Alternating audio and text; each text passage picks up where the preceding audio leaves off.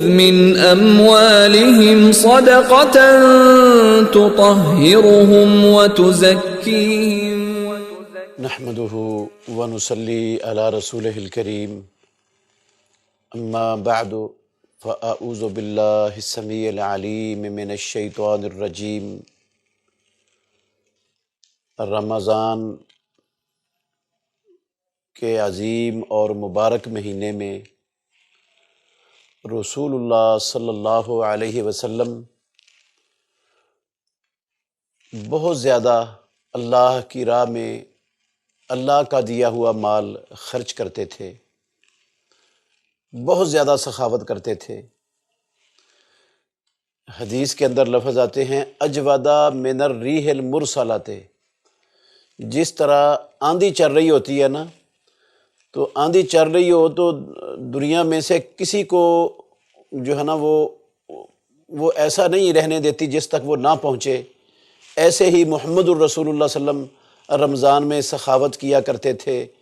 کوئی معاشرے کا مستحق فرد ایسا رہتا ہی نہیں تھا جس تک محمد الرسول اللہ صلی اللہ علیہ وسلم کی سخاوت کا اثر نہیں پہنچتا تھا۔ تو مسلمان اپنے نبی کی سنت کو زندہ کرتے ہوئے اس مہینے میں اپنے اموال کی زکوٰۃ نکالتے ہیں۔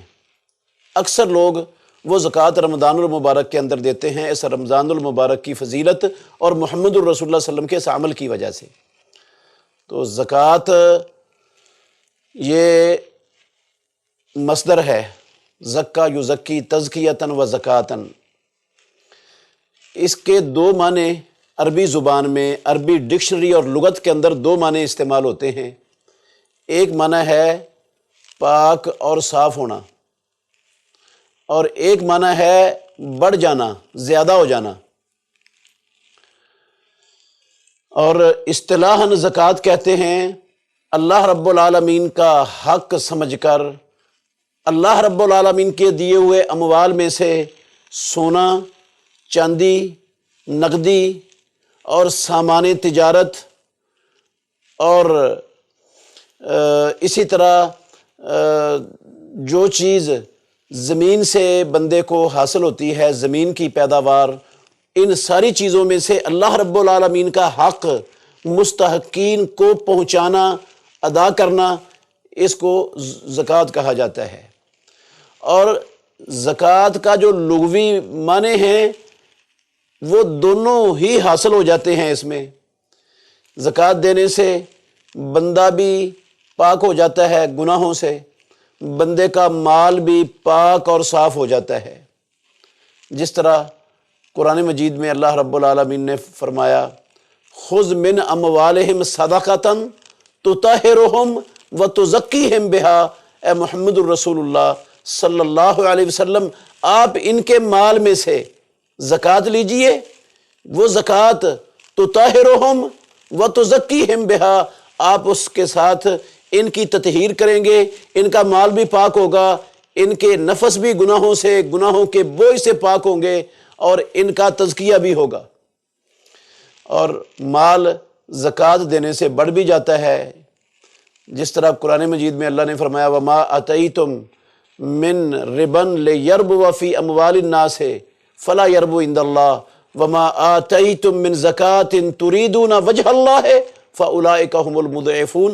جو تم زکوٰۃ دیتے ہو اللہ رب العالمین کی رضا کے لیے، اللہ کی خوشنودی کے لیے، ان کو پروردگار کئی گنے بڑھا کے دیتا ہے، وہ کئی گنا بڑھا کر دیے جاتے ہیں، دنیا میں بھی اور آخرت میں بھی کئی گنا بڑھا کر دیے جائیں گے۔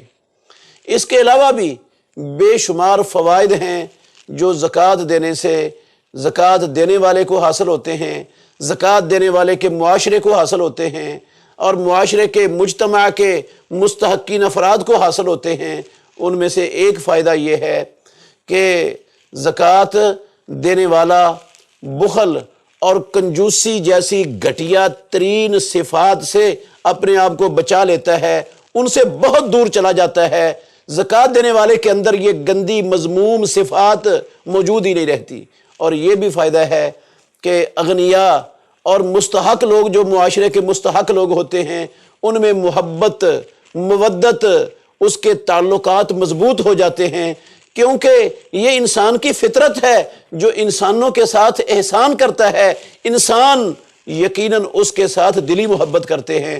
تو جب یہ فقراء اور مساکین کے ساتھ معاشرے میں لوگ احسان کرنے والے ہوں گے تو ان فقراء اور مساکین کے دلوں سے ان کے متعلق نفرت، کینہ، بغض، حسد، عداوت، دشمنی، یہ ساری برائیاں مٹ جائیں گی، اور ان کے اندر محبت، مودت اور اخوت اور بھائی چارہ اور امن اور سلامتی یہ معاشرے کے اندر پھیل جائے گی۔ یہ بھی اس کے فوائد میں سے ایک فائدہ ہے، اور بھی زکوٰۃ کے بے شمار فوائد ہیں۔